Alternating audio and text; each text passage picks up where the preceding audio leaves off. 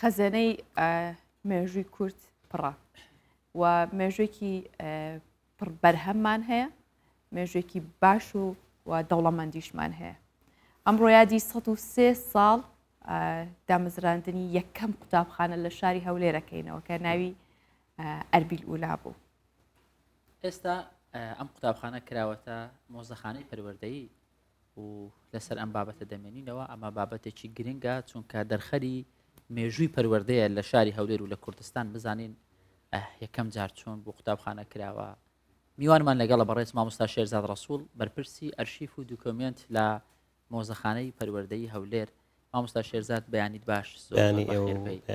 بەخێراتی مامۆستا. مێژووی کوردستان هەر دەوڵەمەند بێ، تەمەنی هەموو بابەتە جیاوازەکان لە کوردستان هەر بەرەو هەڵکشان بێ ئیشاڵڵا. لایەنە پەروەردەیەکە لایەنێکی زۆر گرنگە، دەرخەری ڕۆشنبیری و سەقافەتی هەر وڵات و شار و ناوچەیەکە. ئەمە دەبینی تەمەنێکی زۆر درێژە هاژە 103 ساڵ بەسەر یەکەم قوتابخانە تێدەپەڕێ لە شاری هەولێر. پێم وایە یەکەم قوتابخانەش لە سەرقەڵات بووە یەکەم جار لە بۆمان باسکە قوتابخانەی ئەربیل ئولا یەکەم جار چۆن بڕیاری دروستکردنیدا چەند قوتابی هەبوو، هەر بە گشتی وەسفێکمان بۆ بکەی خراپە. هەر لەگەڵ دامەزراندنی حکوومەتی عێراق هەولێریش وەکو زۆربەی شارەکانی دیکەی عێراق لە ساڵی خوێندنی 2021 لە ڕۆژێکی وەکو ئەمڕۆیەکیدا یەکەم قوتابخانەی فەرمی کرایەوە، چونکە پێشتر لە سەردەمی عوسمانی قوتابخانە هەبووە لە هەموو شارەکانی عێراق و بە تایبەتیش لە کوردستان وەکو شارەکانی هەولێر و کۆیە و سلێمانی و ئامێدی و زۆربەی شارەکان هەبووە، بەڵام وەکو قوتابخانەی فەرمی لەگەڵ دامەزراندنی حکوومەتی عێراق لە هەولێریش لە سەرقەڵە یەکەم قوتابخانە بە ناوی قوتابخانەی ئەربیل ئولا هاتۆتە دامەزراندن. دوای چەند ساڵێک لە ساڵی 1926 کە شار بەرەو فراوانی دەچێت، چەند گەڕێکێکی دیکە لە خوارشە قەڵای هەولێر دروستکران، ئیتر لە گەڕێکی تعجیل قوتابخانەی ساڵی 1926 دەستکرا بە دروستکردنی قوتابخانەی ئەربیل ئولا. ساڵی 28 تەواو بوو، خوێندن تێیدا بەردەوام بوو تا ساڵی 2004-2005. دوای ئەوە کە گەڕەکەکانی تعجیل و خانەقاوانە گواسترانەوە قەرەبوویان وەرگتەوە لە دەرەوەی بازنەی سیمەتری، ئیتر ئەم قوتابخانەیە بۆ ماوەیەک کرا بنکەی پۆلیسی شارەوانی. دواتر لە ساڵی 2011 لەسەر پێشنیازی بەڕێز مامۆستا ئیسماعیل بەرزنجی، پێشنیازی لە ئەو کاتی سەردەمی برێن کابینی ئەو کاتی بەڕێز سەفین زەی وەزیری پەروەردە و پێشنیاز کرا کە ئەمە ببێتە مۆزەخانەیەکی پەروەردەیی. خۆشبەختانە لە ساڵی دوای نۆژەنکردنەوەی لە ساڵی 2014 وەکو یەکەم مۆزەخانەی و ئەرشیفی پەروەردەیی لەسەر ئاستی عێراق و بگرە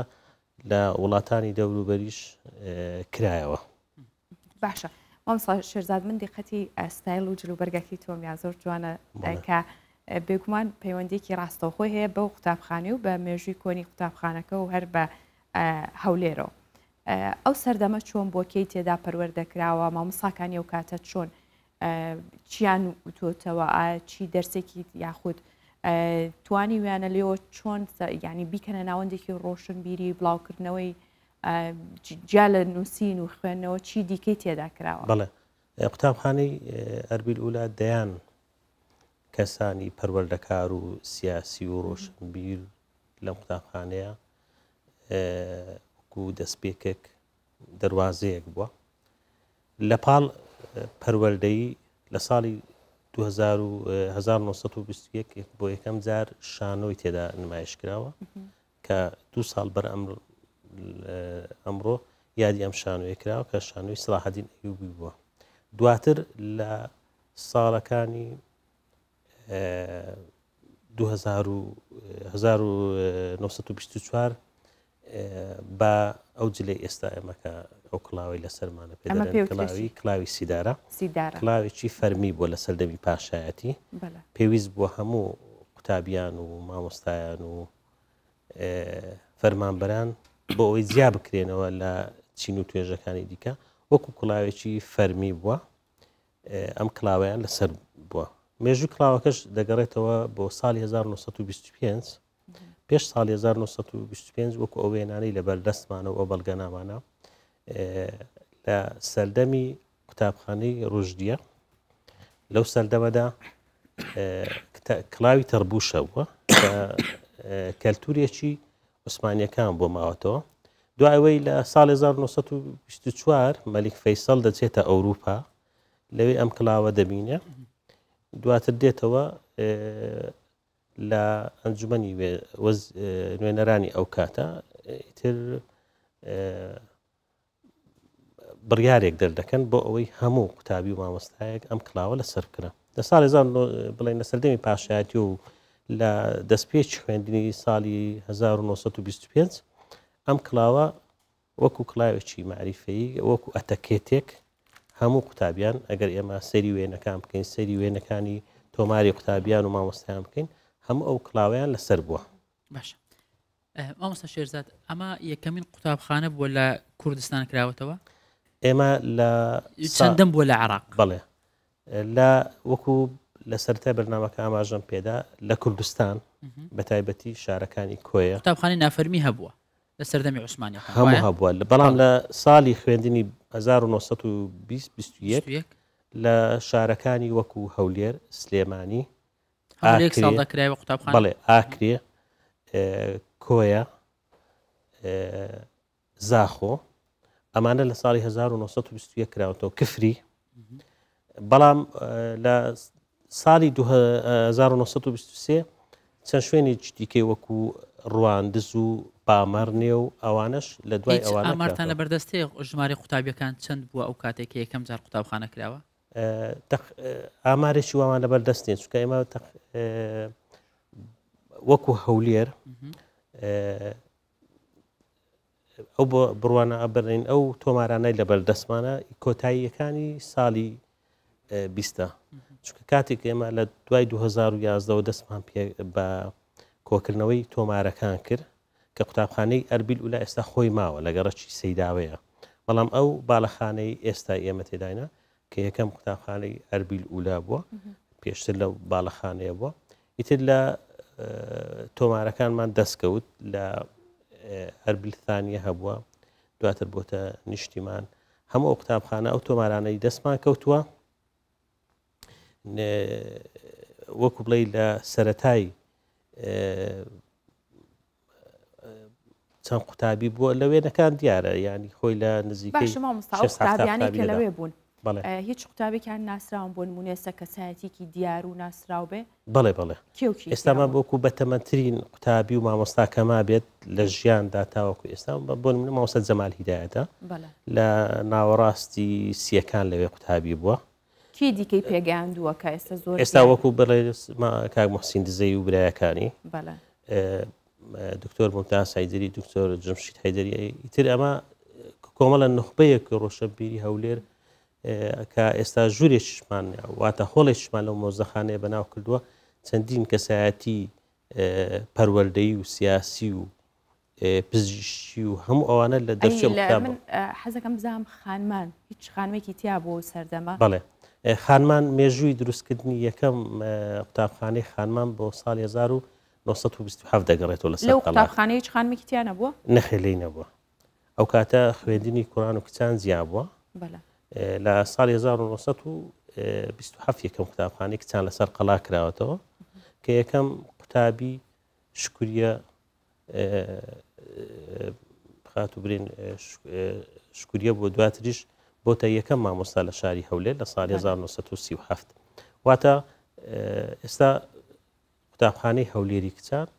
هەمان ئەو قوتابخانە ینی هەردوو قوتابخانە ماون بەڵام لە شوێنی خۆیان نەماون هەم قوتابخانەی ئەربیل ولا و هەولێری کچانیش ئەو کات شاری هەولێر بەرفراوان نەبووە وایە تەنیا قوتابیانی قەڵا دەچوونیان گەڕێکی تعجیل و ئەوانش ئەو کات قوتابیەکانی بەسەر دەکەتنیان هێشتا ئەوان دروست نەکرابوون بەپێی مێژوو بێ دەبێ هەبێ وەکو بینە و باڵەخانە وایە لە هەولێر و لە شارەکانی دیکەش ئەو قوتابخانانەی کە دروست کراون ئەو گوندانەی دەوروبەری هەولێر ئەوانیش هەر لەسەر ئەوانیش هاتوونە قوتابی هەبوو لە هەولێر لە بادینانەوە هاتووە بە هەمان شێوە لە کۆیە ئەگەر سێری تۆمارەکان بکەی بۆ نمونە دەبینی هەر قوتابی کۆیە نەبوونە بەڵکو تەقتەق بووینە ئیدۆڵی جافایەتی بووە پشدەر بووە بە هەمان شێوە لە ڕواندز هەتاوەکو بەرواری باڵا بۆ برێن منتیقەی ئەرگوش و ئەوانە هەموو هاتوونەتە ڕواندز خوێن باشە و کاتە مامۆستا هیچ هۆکارێکی گواستنەوەی خێرا نەبووە چۆن توانیوانە هەموو ڕێگەیە ببڕن و بێنە قوتابخانەیە ینی مێژوو چۆن باسیەکە ئەوانە زیاتر بە ورا ئەسب و ئەوە هاتوونە بەڵام کە هاتوونە بۆ نمونە ئێستا باوکم یەک لەو قوتابیانە بووە کاتی خۆی باپیری لە کۆی خانووی بۆ گرتووە شوێنێکی بۆ گرتووە لەوانەیە ساڵێ جارێک دوو جا گەڕابیتەوە گوند ماونەتەوە لەو شوێنانە دواتریش پەیوەندیەک تەواو دروست بووە لەو ناوچانە و هەڵبەتە ئەو مامۆستایانش کە لەو قوتابخانانەیە بوونە وەکو بوارەکەی چالاشی دەبینین لە ساڵی 1928 شەید خێرڵڵا عەبدولکەریم کە پێشەوە ببێتە ئەفسەر مامۆستا بووە هەم قوتابی ئەو قوتابخانەیە بووە مامۆستا شێرزاد لە دەمە بپرسم لە قوتابخانەی ئەربیل ئولا خوێندن بە چ زمانێک بوو خوێندن بە زمانی عەرەبی بۆ بەڵام دەستی کوردیشیان خوێندووە یعنی قوتابخانەی ئەربیل ئولا خوێندنەکەی بە کوردی بووە بەڵام ئەربیل ثانیە خوێندنەکەی بە عەرەبی بووە ئەربیل ثانیەش بووە بەڵا خوێندنەکەی کوردیان چۆن بووە خوێندی کوردیان خوێندووە بەڵام بابەتەکانی دیکەیان بە عەرەبی بووە تاوەکو بەیاننامە 11 باشە مامۆستا ئێستا قوتابخانەیە بۆتە ناوەندێکی وەکو مۆزەخانە یاخود ناوەندێکی مێژوویە لە ڕووی گەشتیارەوە چۆنە ئایا گەشتیارێکی باش سەردانیەکە هەوڵتان داوە کە پارێزگاری زیاتری لێ بکەن و خزمەتی گەشتیاری زیاتر بکەن بە نمونەکە کەسێک بێگانەیە بێت بتوانن باسی گرنگی ئەم قوتابخانەی بۆ بکەن بە زمانە جیاوازەکان هیچ ڕێبەرێک هەیە لەوێ بەڵێ قوتابخانەی ئەربیل ئولا لەبەرەوەی کەوتۆتە ناو بازار شوێنەکەی وەکو دەڵێ لاچەپنیە ناو بازارە ئەم قوتابخانەیە جگە لە کۆنسۆڵەکان زۆربەی کۆنسۆڵەکان کە کاتێک دەگۆڕێن سەردانی ئەو قوتابخانەیە دەکەن لە هەمان کاتدا کە هەر گەشتیارێکێتە ژورۆمە تابلوویەکمان هەیە پێی دەڵێن تابلۆی قوتابخانەی ئەربیل ئولا قوتابخانەی بە یەکۆژیان و تەبایی بووە هەموو ئەو قوتابیانەی لەوێ بووینە لە دەستپێک لە تۆمارەکان تەماشا دەکەین قوتابی کورد عەرەب تورکمان کریستیان جوو لە یەک پۆل لە هەموو ڕۆژێکەیە مامۆستا قوتابخانەکە بەڵێ هەموو ڕۆژە کراوەتەوە ڕۆژانی هەینیش نەخی ڕۆژانی هەینی داخراوە لە سعات چەند بۆ چەند کراوە ئێمە لە سعات 8 بەیانی تاوەکو 2 نیوەڕۆ کراوەتەوە ئەوەی ئێستا لە بەرامبەر بازاڕ نیشتیمان بەڵێ ئەوە کە دەڕۆی بۆ بازاڕی هەولێر چۆن یەکەم سەردانم بۆ هەولێر پێشەوەی بمێرە چوومەتە قوتابخانە چونکە ئەو شوێنانە بەڕاستی کاتێکی تە شارێک یاخود ناوچەیەک خۆشترین شدەوەیە کە ئەو مێژووی شوێنە مێژویانی بەسەرکەیتەوە بەڵام بەداخۆلوان ئێستا کەسێک هەبێ هەر لە هەولێر بێتە ئێستا نەیبینی بێ بەڵام ئەمە زۆر خراپەوە ئێستا من کاتێک کە بیانیەکان دێنە سەردانی مۆزەخانە دەکەن یەکسەر دەست بۆ بەرچیان دەبن وازانن بەپارێ چکە لە وڵاتان حەقا ینی ئەوە زۆر جار بۆ خزمەتی شوێنەکەی بەڵێ بیرتان لەوە نەکردۆتەوە تر تاوەکو ئێستەمە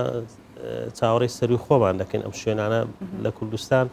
ئەو شوێنانی تایبەتم بە وەکو برێن نەبوویتە کەرتی گشتی و ئەوانە هەمویان بێ باشترە بە خۆڕایی بێت تاوەکو بە تەواوی دەچێتە ناو خاڵک گەشتیاران کارمێژوێکی کەمینیە بێگومان ڕاستینی ئەوەشە چونکە زۆر جار لە وڵاتان ناوەندێک هەیە کە ئەوەندەش گرنگ نیە ینی نیوەی ئەو قوتابخانەیە گەورە و باش نییە بەڵام ئەبێ پارێکی زۆر بی تەنها بچی ساژەکە من بەخۆم کە دەڕۆم بۆ سەفەر شوێنێکی مێژووی هەبێ مۆزەخانەکە بێ ئامادەم با بڵێن بڕۆم بە پارە سەیری بکەم بەڵام هەموو کەسێک وایە هەموو کارکە بە پارە بوو خەڵک زیاترەچێ مامۆستا هاوڕانی لەگەڵمان بێگومان ئیتر ئەم قوتابخانەیە وتم لە ناو بازارە لە بەرامبەر ئەوەشدا ئێستا کە ئەم چەند ڕۆژێکە دەست پێکی ساڵی خوێندنە قوتابیان وەکو گەشتی زانستی سەردانی ئەم قوتابخانەیە دەکەن لە شاری هەولێر و دەوروبەری و هەروەها زۆر جار لە گەشتیارەکانی ناوەڕاست و خواری و عێراقیش کە دەبینن یەکەم قوتابخانە لە شاری هەولێر بووەتە مۆزەخانەیەکی پەروەردەیی هەمویان کە دەگەڕێنەوە ئەو پێشنیازانیان داوەتە شوێنە ئیداریەکانی خۆیان چونکە ئێمە بمانەیە لە ناو شاری هەولێر بە تایبەتی دوو شوێنی وەکو مۆزەخانەی ئەرشیفی پەروەردەی هەولێر لەگەڵ سنتەری خانە نشینان هەمانیش